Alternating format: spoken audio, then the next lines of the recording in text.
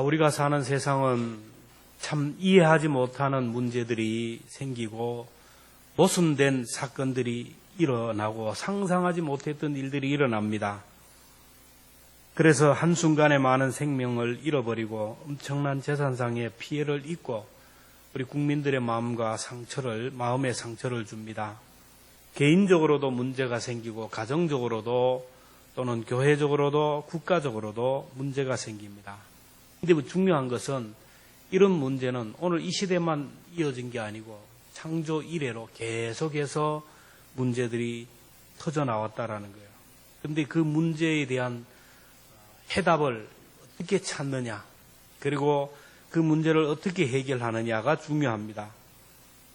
똑같은 문제가 있지만 그 문제에 대한 답을 알고 있는 사람은 그 문제로부터 속히 벗어날 수 있고 또 그 다음에는 그 문제에 빠지지 않는다라는 것입니다.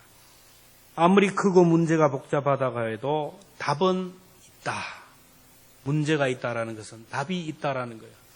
세상 같은 문제, 아무리 복잡한 문제가 있어도 의외로 답은 간단합니다. 아무리 큰 자물쇠도 그걸 여는 열쇠는 아주 작고 간단해요. 요즘 집집마다 시건 장치가 잘 되어 있는데 2중, 3중으로 이렇게 되어 있지만 간단하게 비밀번호만 누르면 대문이 열리듯이 우리에게 태산 같은 문제가 있고 실타래처럼 얽히고 설킨 문제가 있다 할지라도 사방이 막혀 있다 할지라도 의외로 답은 간단하다는 거예요. 오늘 본문은 그것을 우리에게 말씀하고 있습니다. 하나님은 천지 만물을 창조하신 하나님이고 우리 인간을 만드신 분이기에 우리의 체질을 잘 아시는 분이기에 우리들에게 인생의 답을 이미 다 말씀해 주셨어요. 그것이 바로 하나님의 말씀입니다. 하나님의 말씀 성경은 사람 인생 사용 설명서예요. 우리 제품을 사면 그 제품 사용 설명서를 잘 보고 사용해야 제품을 오래 사용할 수 있고 제품의 그 기능들을 숙지하고 많은 유익을 얻듯이 우리가 성경 우리 인생 사용 설명서를 잘 보는 사람은 인생을 다치지 않고 인생을 힘들지 않고 행복하게 살아갈 수가 있다라는 겁니다. 인생 사용 설명서를 무시하고 내 마음대로 살아가면 불행이 찾아오고 비극이 찾아온다는 거예요. 하나님의 말씀을 벗어나면 고난이 온다라는 거. 이게 바로 인생의 정답입니다. 답. 하나님의 말씀을 벗어나는 순간 고난이 온다. 이걸 아는 것이 지혜입니다. 하나님의 말씀을 원어로 캐논, 기준이라는 말이에요. 하나님이 우리에게 주시는 말씀은 절대로 변함이 없어요. 법은 변할 수가 없어요. 왜 그 법을 만들었느냐 이렇게 하지만 하나님의 말씀은 진리입니다. 하나님의 말씀은 행복의 길, 축복의 길, 행복의 매뉴얼이에요. 신명기 10장 13절에 보면 오늘 내가 오늘 내 행복을 위하여 내게 명하는 여호와의 명령과 규례를 지킬 것이 아니냐. 오늘 우리의 행복을 위한 행복의 매뉴얼 하나님의 말씀이에요. 근데 이 행복의 매뉴얼 말씀을 벗어났다가 고난당하는 사람들이 많은데 여러분 죄라는 것은 뭐냐면은 하마르티아 원어로 관역을 빗나간다라는 거예요. 하나님의 말씀을 향하여 우리가 나가야 되는데 말씀에 집중하고 나가야 되는데 말씀을 벗어나고 말씀을 외면하고 살아가는 게 이게 바로 죄라는 거예요. 죄가 무엇이냐? 시험이 무엇이냐? 하나님의 말씀보다는 사탄의 소리에 귀를 기울이고 하나님의 말씀보다는 내 인간적인 생각에 휩쓸려서 내 마음대로 자기 속에는 옳은 대로 살아가는 것 이게 죄고 그렇게 살아가면 될 것 같지만 끝이 불행하게 되고 결국 사탄의 유혹에 넘어갈 수밖에 없다라는 거예요. 사람이 넘어지고 실족하는 이유는 사탄의 시험에 넘어가기 때문이에요. 야고보 1장 14절 15절에 보면 각 사람이 시험을 받는 것은 자기 욕심에 이끌려 미혹됨이니 욕심이 잉태한 즉 죄를 낳고 죄가 장성한 즉 사망을 낳는다. 아담과 하와가 가룟 유다가 삼손이 사울이 넘어진 이유는 뭐냐면 자기 욕심에 이끌려서 불행해진다라는 거예요. 요즘도 사기를 당하고 죄를 짓는 사람은 다 들어가 보면 욕심에 이끌려서 욕심이 과해서 그래요. 오늘 본문에 나온 다윗도 사탄의 시험에 넘어가서 위기를 만나는 모습을 봅니다. 나라가 강성해지고 편안해지자 요압 장군을 불러서 인구 조사를 명합니다. 항상 사람은 형통할 때 문제가 생겨요. 다윗이 나라가 잘 되고 이제 나라 영토 확장 전쟁을 위해서 군인들은 전쟁에 나가 있는데 혼자 옥상에 가서 어슬렁 하다가 목욕하는 여인 만나서 밧세바를 취하잖아요. 나라가 강성하니까 할 일이 없으니까 요압 장군을 불러서 인구 조사를 명령합니다.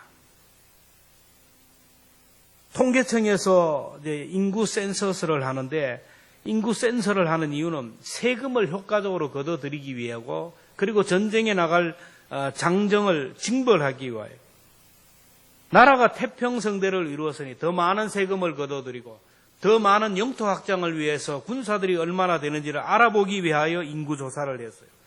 다윗 속에 자기를 드러내고 싶은 마음, 자기 힘을 과시하고 싶고 자기의 능력을 드러내고 싶은 마음, 그게 막 스물스물 올라왔던 거예요. 내가 정치를 잘해서 그렇고 내가 선정을 베풀어서 그렇고 내 때문에 이 강한 나라가 되었다는 것을 천하에 공포하기 위해서 인구조사를 명령합니다. 그때 요압이 얘기합니다. 우리가 지금까지 우리 힘으로 우리 능력으로 이렇게 살은 것이 아닙니까? 왕이 목동으로 있을 때 힘이 있어서 왕이 되었습니까? 하나님의 은혜로 이렇게 살고 하나님의 은혜로 이렇게 강성한 나라가 되었는데 왜 갑자기 인구조사를 합니까? 이건 하나님 앞에 죄를 짓는 것입니다. 왕의 치세를 자랑하는 교만의 죄요, 불신앙의 죄입니다. 그러므로 하나님 앞에 범죄하지 말라고 합니다. 그래도 다윗은 인구조사를 강령합니다. 왕이 하라 그러니까 이제 인구조사를 하게 되는 거예요. 여러분, 다윗이 고난의 때는 시험을 당하지 않고 죄를 짓지 않아요. 사울에게 쫓길 때는 시험을 당하지 않아요. 천하를 지고 나서 권세를 잡고 나서 정적들을 다 정리하고 태평성대를 이루고 나서 시험에 빠졌어요. 자기가 잘되고 형통할 때 자기 자랑을 나타내고 자기 의를 과시하는 거예요. 여러분, 사람은 그래요. 없을 때요, 몸이 약할 때, 힘들 때는 절에 죄 안 지어요. 하나님을 의지하고 기도합니다. 그런데 뭔가 가지고 있는 것이 있으면, 뭔가 남들보다 더 가지고 있고, 뭔가 남들보다 더 많이 알고 있고, 뭔가 남들보다 더 높은 자리에 있으면 자꾸 나를 과시하고 싶은 마음, 내 힘을 과시하고 싶고 내 이름을 드러내고 싶고 나를 자랑하고 싶은 마음이 생겨요. 손에 칼을 쥐고 있으면 그것을 휘두르고 싶은 마음이 있다라는 거예요. 넘어지는 자, 시험에 드는 자는 다 이것들 때문에 넘어져요. 성경은 얘기합니다. 고린도전서 10장 12절에 그런즉 선줄로 생각하는 자는 넘어질까 조심하라. 뭔가 내게 좋은 일이 있고 기도 응답이 있으면 금방 생각해. 넘어질까 조심하라. 다윗이 자기 힘을 만방에 나타내기 위하여 인구조사를 강행했는데 요압 장군이 9개월 20일 만에, 얼마나 빨라, 1년도 안 돼서 인구조사 결과를 발표합니다. 이스라엘에서 칼을 빼는 용사가 몇 명이냐?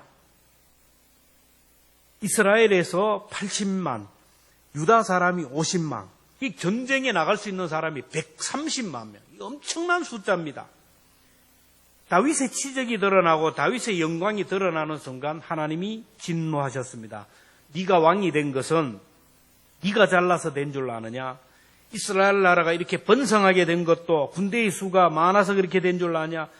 전적으로 나를 의지하고 나의 도움을 받으려고 하지 않고 군대의 힘을 의지한다 하면서 교만한 다윗에게 벌을 내립니다. 다윗에게 3가지 벌을 주면서 네가 선택하라는 거예요. 첫째가 뭡니까? 이 땅에 7년 동안 기근이 있을지, 둘째는 원수에게 쫓겨서 석 달간 도망할 것인지, 아니면 사흘 동안 전염병을 당할 것인지. 다윗이 볼 때는 7년 기근 너무 길어요. 7년 힘들다. 그 다음에 석 달간 도망하는 거. 사울 왕에게 도망 다니는 거 막 진절머리가 나는데 도망 돋자도 싫어요. 싫다는 거예요. 그래서 7년도 길고 석 달도 길고 사흘, 3일 단 시간에 끝나는 이 재앙을 선택했어요. 3일 동안 그 전염병을 선택했어요. 근데 이게 엄청난 겁니다. 3일 동안 전염병으로 7만 명이 죽어났어요. 7만 명. 오늘 우리에게 닥쳐오는 문제들은 다 그런 것 아니지만은 여러분 욕심 때문에 오는 것이 너무 많아요. 욕심 때문에 말씀에 순종하지 못하는 거예요. 탐욕 때문에, 교만 때문에 문제가 생기고 고난이 와요. 요나가 하나님의 명령을 거부하고 니느웨로 가라는데 다시스로 가다가 풍랑을 만나고 물고기 뱃속에 들어가잖아요. 탕자가 아버지 집을 떠나는 순간 육체적이고 정신적이고 영적 기근이 들었어요. 아간이 범죄하는 순간 본인뿐만 아니라 온 가족이 악월 골짜기에 가서 돌에 맞아서 돌무덤 속에 들어가죠. 옛날이나 지금이나 사탄은 접근하는 방법이 딱 두 가지입니다. 하나는 욕심을 주는 거예요. 욕심. 아담과 하와에게 선악과를 따먹어라. 먹으면 눈이 밝아져서 하나님처럼 된다. 하나님처럼 된다는 소리를 듣고 결국 따먹지 않아요. 오늘도 우리에게 형통할 때 자꾸 힘자랑을 하게 하는 거예요. 자꾸 뭔가 막 힘자랑을 하는 거예요. 내 이름을 드러내고 내 큰 소리를 내고. 또 하나는 안 되고 어려울 때 낙심하고 절망하게 하고 인간적인 방법을 선택하게 하는 거예요. 그래서 우리는 어떤 환경 속에서도 어떤 상황 속에서도 내 감정 따라 살아가면 안 돼요. 여러분 감정대로 살면 지금 부부관계 다 이혼하고 말았을 거예요. 지금까지 살아오면서 막 원수라고 생각하고 막 그래요. 감정 따라 살았으면 다 끝나는 거죠. 다 죽이고. 기분 따라 상황 따라 살아가면 안 돼요. 우리는 감정 따라 살아가는 것이 아니고 진리를 따라 살아가야 돼요. 하나님의 말씀을 따라가야 돼요. 사람은 조석으로 변해요. 그렇게 죽고 못 살던 사람이 어느 날 배신자가 되는 거예요. 감정이라는 것은 항상 흔들려요. 우리가 살아가면서 자꾸 감정이 생겨요. 교회 가기 싫은 마음이 생겨요. 아, 이거 은혜가 돼야 되지, 교회 가지. 어떨 때는 막 목사가 꼴도 보기 싫어요. 여러분, 목사가 뭔 죄를 지었는데. 목사가 꼴 보기 싫어. 이 영적 전쟁이에요. 교회에서만 일어나요, 교회에서만. 근데 이거 사탄의 유혹인 줄 모르고 그냥 그렇게 넘어가는 거예요. 남편이 꼴 보기 싫고, 가족이 꼴 보기 싫고, 교회가 꼴 보기 싫고. 이거 감정, 사탄이 주는 거예요. 그 감정 따라 살아가면 안 되고, 우리는 말씀 따라 살아가야 돼요. 말씀 따라 살아가야 길이 열리는 거예요. 말씀을 벗어나는 순간 고난이 온다. 또 우리 앞에 문제가 생겼을 때 답이 무엇입니까? 둘째는 회개입니다. 회개. 다윗이 전쟁에 나가 싸울 수 있는 군사가 130만 명이라는 소리를 듣는 순간 다윗 속에서 이놈 하는 소리를 들어요. 다윗이 이 보고를 받자마자 양심의 가책이 되어서 하나님 앞에 회개합니다. 오늘 24장 10절을 같이 봅니다. 시작. 다윗이 백성을 조사한 후에 그의 마음에 자책하고 다윗이 여호와께 아뢰되 내가 이 일을 행함으로 큰 죄를 범하였나이다. 여호와여 이제 간구하옵나니 종의 죄를 사하여 주옵소서. 내가 심히 미련하게 행하였나이다 하니라. 인구조사를 해가지고 130만 나왔다면 이제 내가 됐다. 그런데 그 순간 다윗 속에 이놈 양심의 가책이 되어서 괴로워하기 시작하는 거예요. 이게 바로 죄 지으면 곧바로 후회가 되는 거예요.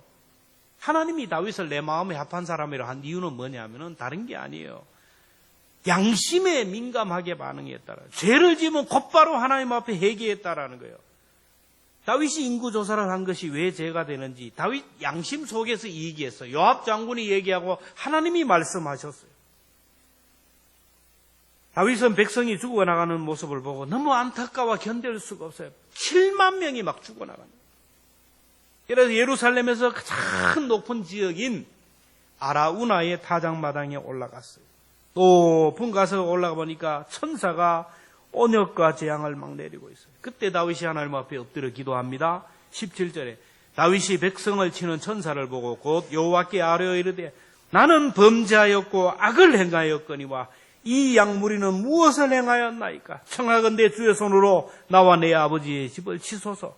다윗이 하나님 앞에 회개하며 기도합니다. 하나님, 제가 잘못했는데, 제가 죄를 지었는데 이 백성이 무슨 죄가 있고 이 사람들이 무슨 죄가 있습니까? 치려면 나를 치고 치려면 우리 가정을 치고 치려면 우리 나를 쳐야지 왜 이 백성을 칩니까? 제가 하나님 앞에 죄를 지었습니다. 회개하는 거예요.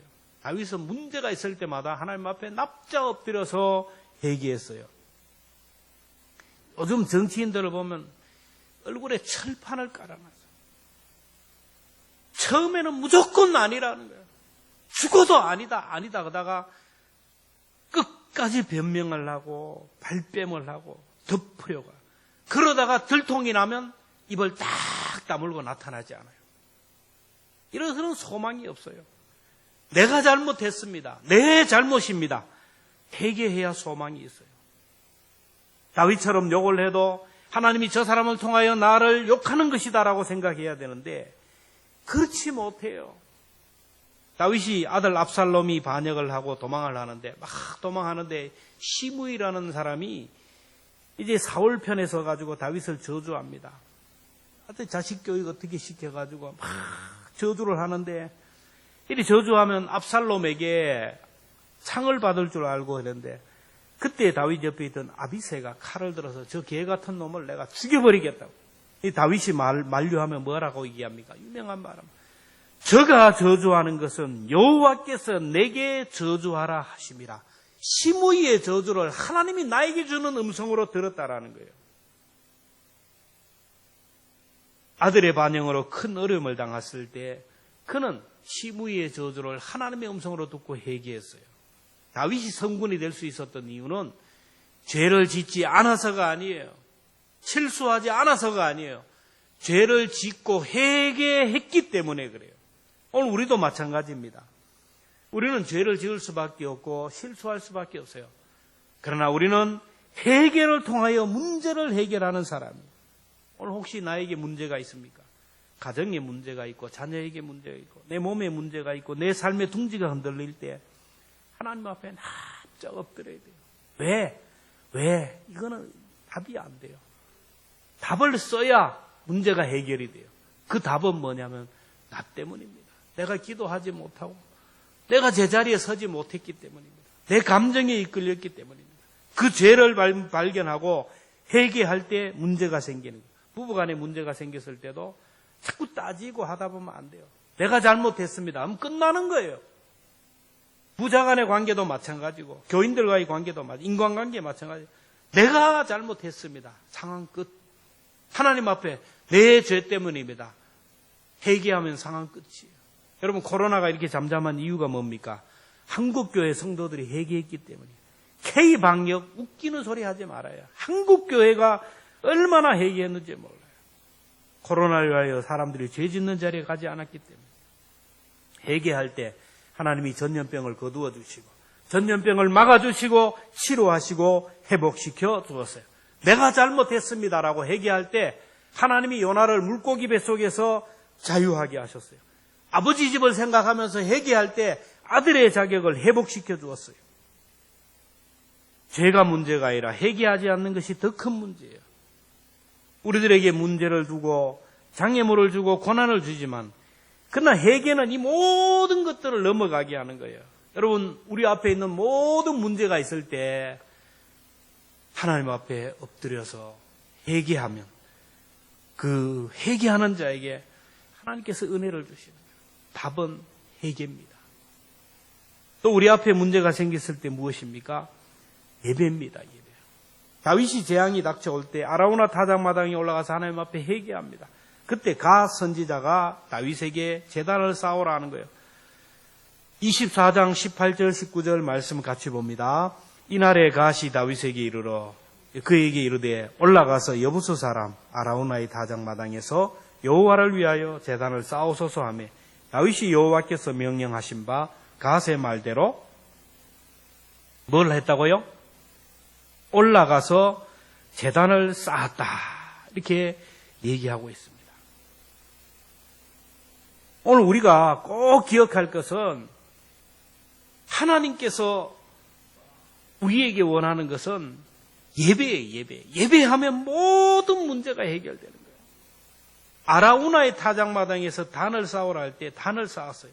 여러분 아라우나의 타작마당은 아라우나가 소유하고 있는 타작하는 장소를 말해요. 지금은 타작은 우리나라는 막 기계로 하잖아요. 그냥 막 트랙터로 그냥 쭉 가면서 배기도 하고 타작하고 다 끝나버리는 거 한순간에. 근데 옛날에는 그렇지가 않았어요. 알곡과 쭉정이를 갈라내는 방법으로 바람을 사용했어요. 바람개비를 통하여 바람을 통하여 알곡은 떨어지게 하고 쭉정이는 날아가게 하는데 이스라엘은 바람이 많은 지역이에요. 강한 바람이 많이 불어요. 타작마당은 높은 곳에 있어. 높은 곳에 타작마당이 두었는데 거기서 타작을 하고 곡식을 막 흔들어 버리면 그 강한 바람에 쭉정이들 이것들은 다 날아가고 알곡만 떨어져요. 그래서 타작마당은 가장 높은 곳에 있어요. 다윗은 아라우나의 소유인 타작마당에 올라가서 제단을 쌓으려고 하자 아라우나가 뭐라 합니까? 22절에 내 주 왕은 좋게 여기는 대로 취하여 드리소서. 번제에 대해서는 소가 있고 뗄나무에 대해서는 마당질하는 도구와 소의 멍에가 있나이다. 야, 정말 대단한 복받을 만한 사람 아닙니까? 번제 드리기 위해서 나무가 있다는데 뗄 나무가 뭐예요? 마당질하는 도구, 타작하는 장 도구와 소의 멍에 이걸 드리겠다는 거예요. 그리고 23절에 왕이 아라우나가 이것을 다 왕에게 드리나이다 하고 또 왕께 아뢰되 왕의 하나님 여호와께서 왕을 기쁘시게 받으시기를 원하고 아라우나가 이곳에 왕의 제사를 드린다 하니까 저에게는 영광입니다. 이 땅을 마음껏 사용하십시오. 번제에 쓸 나무와 번제에 쓸 소도 다 제가 드리겠습니다. 보통 살아가서면 할렐루야 여호와 이레 하나님 하고 그냥 드렸을 거예요. 근데 다윗은 뭐라 합니까? 24절에 그렇지 아니하니라. 내가 값을 주고 내게서 살이라. 값 없이는 내 하나님 여호와께 번제를 드리지 아니하리라 하고 다윗이 은소 50세겔로 타작마당과 소를 사고 25절에 그곳에서 여호와를 위하여 제단을 쌓고 번제와 화목제를 드렸더니 이에 여호와께서 그 땅을 위한 기도를 들으심에 이스라엘에게 내리는 재앙이 그쳤더라. 할렐루야. 하나님 앞에 회개하고 기도할 때 하나님은 재앙을 그치게 하신다라는 거예요. 사흘 동안 하나님이 70만 명을 죽일 수 있어요. 130만 명 군사를 다 죽일 수 있습니다. 회개할 때 하나님 앞에 예배하고 제단을 쌓을 때 하나님께서는 거기에서 재앙을 그쳤다라는 거예요. 다윗은 아라우나가 준비한 그 땅에서 아라우나가 주는 소와 그 모든 것들을 통해 제사하지 않았어요. 나라 돈으로 공금으로 예배 드리지 않았어요. 자기 돈을 주고 샀어요. 오늘 우리는 예배를 드릴 때 다윗과 같은 마음을 가져야 돼요. 아라우나의 타작마당은 그 옛날 아브라함이 아들 이삭을 번제로 드렸던 장소. 너무 중요한 거예요. 아들을 죽였던 장소입니다. 오늘 우리들이 예배 드리는 이 자리는 그냥 왔다 가는 자리가 아니에요. 그냥 와서 1시간 앉았다 가는 자리가 아니라 희생이 있는 자리예요. 나를 죽이는 자리입니다. 내 시간을 죽이고 내게 가지고 있는 물질을 하나님 앞에 죽이고 재물이 있는 장소. 희생이 없는 예배는 예배가 아니라는 거예요. 구약에서부터 신약까지 유유히 내려오는 예배의 전통이 뭐냐면은 정하신 장소가 있어요. 정하신 장소. 그리고 꼭 재물이 있어요. 두 가지가 없으면 예배가 안 돼요. 하나님이 정하신 장소, 교회, 아라우나의 타작마당, 아브라함이 이삭을 죽였던 자리, 그 자리는 또 솔로몬이 1000번제를 드렸던 그 자리입니다. 오늘 우리가 정말 예배에 대한 바른 이해가 있어야 됩니다. 주일날 1시간 더 앉았다 오면 내가 예배 드렸다. 예배의 성공자, 천만의 말씀이에요. 우리나라는 초대교회에 아름다운 예배의 전통이 있는데 주일 낮 예배를 11시에 드렸어요. 농경사회에서의 11시는 가장 골든타임, 가장 귀한 계란 노른자와 같은 그 시간입니다. 하나님 앞에 중요한 시간을 드렸다라는 거예요. 공수로 나오지 아니하고 정성을 다하여 준비했어요. 예물을 드릴 때도 돈도 막 다래미로 다려서 복장도 가장 좋은 복장을 입고 하나님 앞에 나오는 거예요. 여러분, 예배는 내 몸을 드리는 겁니다. 내 몸을 산 제사로 제물로 드리는 것이기 때문에 장에 가는 것보다가 친구 만나러 가는 것보다 결혼식 가는 몸보다 못해서야 되겠어요. 사람 만나러 가면서 떼 빼고 광내고 그렇게 해가지고 가면서 하나님 만나러 갈 때는 그냥 쓰리빠 끌고 질질 그래가지고 그래 오면 안 되는 거예요. 완벽한 모습으로 제일 좋은 모습으로 하나님 앞에 나오는 거예요. 오늘 우리가 어떤 자세가 중요하냐 이게 중요한 거예요. 전 장로님들한테 정장을 하라고 얘기하는 거예요. 예비군들 보세요. 예비군 복 입으면 아무 같데나 막 누워버려요. 저도 예비군 복 입혀놓으면 마찬가지예요. 아무 데나 막 누워버려요.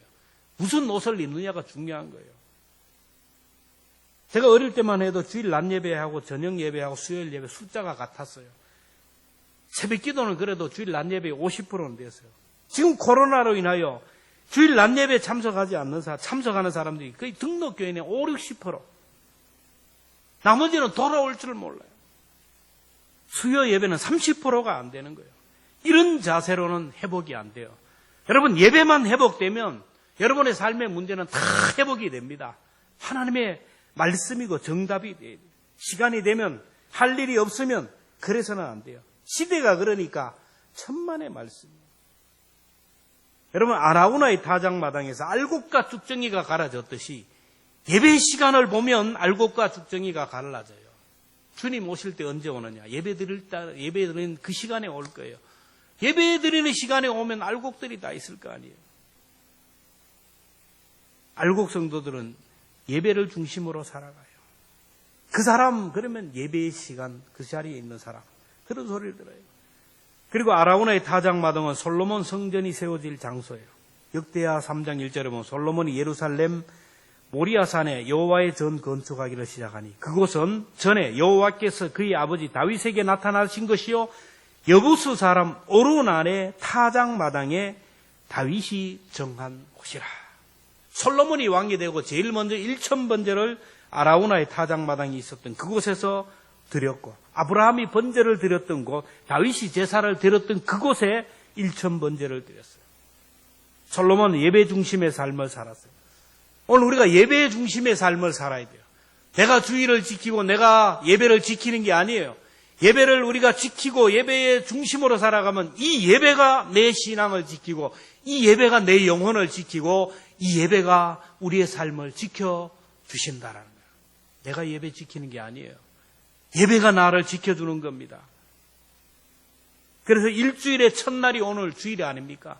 한 주의 시작 첫날을 사람들은 휴식하면서 쉬지만 그러나 우리는 한 주의 첫날을 하나님 앞에 예배하면서 하루를 시작하고 하루의 첫 시간을 기도하면서 하루를 시작하고 공적 예배마다 예배의 자리에 앉아있는 성도, 우리 하나님의 사람들, 믿음 지키는 사람들은 모든 중심이 예배예요. 아이를 낳아도 예배를 먼저 드려요.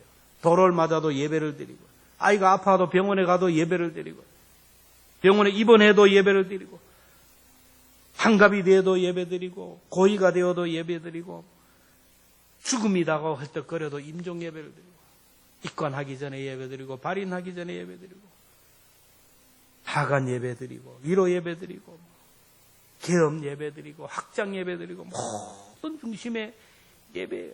결혼해도 예배입니다. 예배가 우리의 믿음을 지키는 거예요. 다윗의 생애를 봐도 언제나 예배 중심의 삶을 살았어요. 회개가 앞섰던 사람, 예배 중심으로 살았던 그 다윗에게 모든 문제가 있어서 복의 통로로 하나님이 사용했어요. 오늘 22절부터 25절까지 보면 다윗이 은 50세겔로 타작마당과 소를 사고 그곳에서 여호와를 위하여 단을 쌓고 번제와 화목제물을 드렸더니 이에 여호와께서 그 땅을 위하여 기도를 들으시며 이스라엘에게 내리신 재앙이 그쳤더라. 다윗이 회개의 손을 높이 들고 신령과 진정으로 기도했더니 그 나라를 뒤덮던 죽음의 재앙들이 거두었어요. 다윗 한 사람 때문에 이스라엘 백성들이 애매한 사람이 죽어갔어요. 그러나 다윗 한 사람 때문에 많은 생명을 구원할 수가 있었다라는 거예요. 성경을 보면 성군 다윗이 나라를 다스릴 때 전쟁이 없고 평안하고 태평했어요. 요셉 한 사람 때문에 가정이 복을 받고 공동체가 복을 받고 민족이 복을 받고 애굽이 복을 받아요. 성경은 말합니다. 내가 너로 인하여 복을 주리라. 여러분 한 사람이 회개에 민감하고 예배에 목숨을 걸면 여러분 한 사람 때문에 자녀들이 복을 받고 여러분의 가정이 복을 받고 여러분이 가는 곳마다 복을 받을 줄로 믿습니다. 저는 보았어요. 교회사를 통하여 봅니다. 신앙의 대가 3대만 제대로 내려가면 복 못 받는 가정이 없어요. 3대가 제대로 내려가면 5대까지 가면 자녀들이 잘 되는 일이 술술 풀려요. 그런데 믿음에 대해 할아버지, 아버지, 신앙의 대가 내려오면서 그 다음 때가 문제예요. 다음 때 요셉을 알지 못하는 그 세대가 일어난다라는 거예요. 그래서 복을 엎어버리는 거예요. 제대로만 살면, 제대로만 있으면 하나님이 복을 막 부어주실 텐데 그릇을 엎어버리는 거예요. 신앙의 대가 3대만 제대로 내려가면 복받지 않는 사람이 없어요. 성경에 수천 대 이르는 복을 받게 된다. 오늘 내가 여기서 날마다 회개의 손을 들고 기도하는 것, 여러분 인생의 문제를 해결하는 답인 줄로 믿습니다. 주어진 시간에 하나님 앞에 나와 예배의 목숨을 거는 것, 내 인생의 해답을 찾아가는 거예요. 그런 자를 통하여 하나님께서 복을 주시는 거예요. 오늘 본문의 말씀 절대로 흘러보내지 말고 가슴에 콕 새기면서 어떤 상황 속에서도 내 감정, 내 상황대로 하지 말고 말씀대로 하나님의 말씀을 떠나지 않고 정도를 걸어가는 사람이 복을 받아요. 잘못하면 하나님 앞에 엎드려서 회개하고, 그리고 예배의 목숨을 걸 때 다윗에게 준 복이 내게 주어진다는 것을 기억하며, 여러분 문제의 답을 꼭 알고 그 문제의 답을 통하여 여러분의 인생길을 열어가는 저와 여러분 되기를 주님의 이름으로 축복합니다.